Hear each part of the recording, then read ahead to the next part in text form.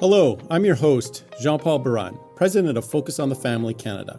Welcome to the Thriving Family, a Focus on the Family Canada podcast. The Thriving Family podcast is made possible by generous donors who support our ministry. In this season of the podcast, we're talking about communication and conflict, which is one of the most common topics people come to us about. For today's marriage theme episode, we're looking at boundaries. Boundaries, both personal and mutual, are expression of our values. They enable us to build a healthy relationship by feeling safe and secure. But what do healthy boundaries look like in a marriage? How do we set them and how do we maintain them? Today's episode, How to Set Marriage Strengthening Boundaries with Your Spouse, comes from Vicki Hooper. Vicki is a Certified Clinical Counsellor with the Canadian Counselling Psychotherapy Association and holds a Master's in Education in School Counselling. She currently works as a marriage therapist with Focus on the Family Canada's Hope Restored Marriage Intensives. She also has an extensive background in teaching and ministry settings. Vicki and her husband David have been married for over 25 years and are parents to 2 grown children. This is a big topic, so we've included relevant resources in our show notes so you can continue learning and growing even after today's episode ends. Without further ado, let's dive in. Boundaries are an expression of values. They define what I will do and won't do, what I allow and don't allow, what is okay and not okay for me. When done well in marriage, boundaries also create a sense of safety and freedom for both spouses. Healthy boundaries help us become who God designed us to be and allow our marriages to be as He intended. All healthy marriages have boundaries. Unhealthy marriages don't. Some of us may avoid boundaries because we believe that love means we shouldn't have boundaries at all. Or perhaps we're afraid boundaries will only limit and divide us. However, boundaries exist in all areas of our lives and are there to keep us safe.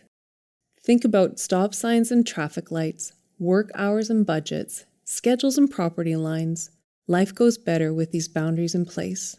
You may ask, are boundaries biblical? The Bible is full of boundaries. God told Adam and Eve not to eat from the specific tree. He gave the people of Israel the 10 Commandments. The book of Proverbs is full of ideas for creating boundaries. For example, Proverbs 25:17 advises us, "Seldom set your foot in your neighbor's house. Too much of you, and they will hate you." When Jesus lived on earth, he had his own set of boundaries. In Mark 6:30-32, we see that he knew he needed time away from people to rest. In Matthew 14:1-3, we see that he needed to be with his Father and that he needed space to grieve. In Luke 6:12-13, he set boundaries in order to make decisions. And in Luke 4:28-30, when Jesus declared that he was the Messiah and the people, believing he was a heretic, angrily forced him to the edge of the cliff with the intention of pushing him off, we read, "But he passed through the crowd and went on his way." He set a boundary that said, "You will not do this to me." So what about boundaries in marriage? Boundaries are vital to a healthy marriage, and they honor the 2 individuals in the relationship. A boundary tells my spouse what I desire and what will help me feel loved and safe in our relationship. For example, I am an introvert. I am not a morning person, and my brain does not come online first thing in the morning. Thus, I have set a simple boundary with David, my extroverted husband. No deep theological or intellectual conversations first thing in the morning, or at least not until after my coffee and quiet time. When that boundary is kept, the morning is more enjoyable for both of us. When it's crossed, it may be humorous for David because I don't make sense, but I'll say things I regret and feel foolish and frustrated.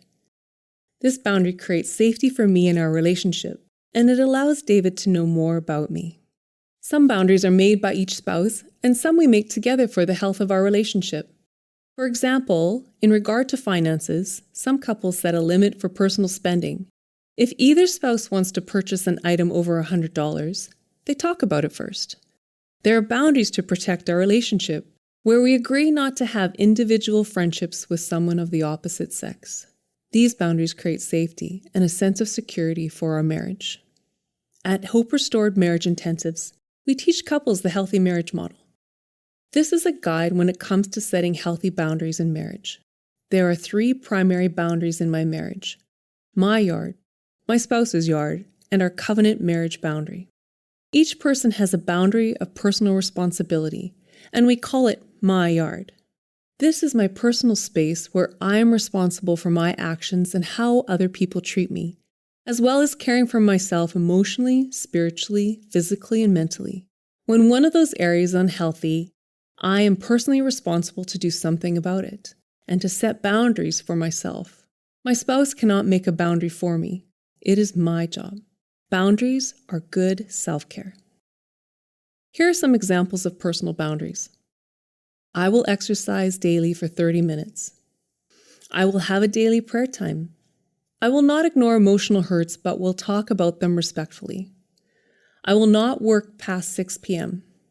I will commit to healthy eating.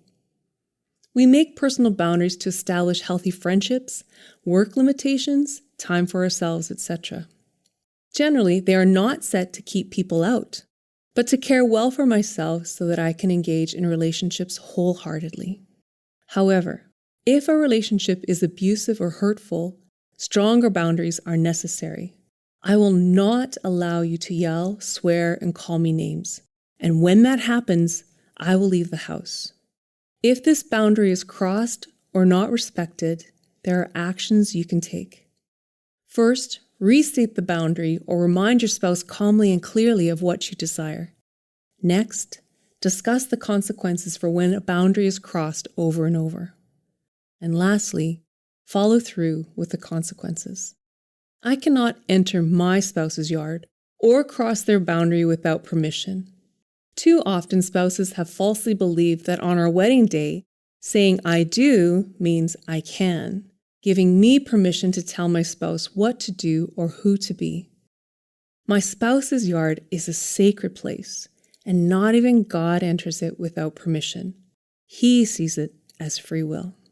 When a couple interacts, they don't go into each other's yards. They enter an interactive space where they do things together and build their relationship by talking, playing, working together, being intimate, etc. Conflict occurs here, but it is also where, as a couple, they set boundaries together for the health and safety of their marriage. Together, spouses decide boundaries for finances, communication, relationships, children, intimacy, recreation, work, and privacy. A boundary may be needed around in-law relationships, and it could look like, when in-laws come for a visit, we will talk about it before a decision is made. Respectful boundaries that honor each spouse will allow you both to relax, feel safe, and love each other well. And in turn, this strengthens the covenant marriage boundary, creating security for the relationship. How do you create and maintain boundaries? When considering personal boundaries, I want to ask myself some questions. What is important to me? What do I value? What boundaries will help me feel safe and to relax and engage more freely in my marriage? If I find myself impatient with my family at the end of the workday, a boundary could be, I will take a short 15-minute rest when I come home after work. Being lovingly present is important to me, and this boundary helps me be just that. Mutual boundaries are set to create safety and security for both spouses. So first take time to talk about what is important to each of you. Ask each other, what boundaries will protect and enrich our marriage? It's likely you already have some, but a discussion together will help build understanding and prevent any confusion in the future. Boundaries, both personal and mutual, are expressions of our values. If boundaries are difficult for you to make or keep, find a trusted other such as a counselor to help. They encourage us to build a healthy relationship and to feel safe and secure in the marriage. I hope you feel just as encouraged and equipped as I did by what she shared in this episode. For further understanding, we recommend the books Boundaries and Boundaries in Marriage by Dr. Henry Cloud and John Townsend. Both are available at shop.focusonthefamilycanada.org, or you can also find the links in the show notes. You'll always find a link to our free PDF booklet, Understanding Healthy Boundaries, which helps you set appropriate boundaries in all areas of your life. If you wish to talk about this further, or if it brought up something that you would like to talk through, you can have a free one-time consultation with one of our registered counselors at Focus on the Family Canada over the phone. Give us a call at 1-800-661-9800 to request a consult. It's our gift to you. Thanks for listening to today's episode of The Thriving Family, a podcast from Focus on the Family Canada. If you like this episode, please leave us a review wherever you listen to podcasts, and be sure to subscribe. If you feel led, you can make a donation at focusonthefamilycanada.ca/podcast giving. This program is available ad-free because of the generosity of our donors. Most importantly, please remember that we are here for you and your family.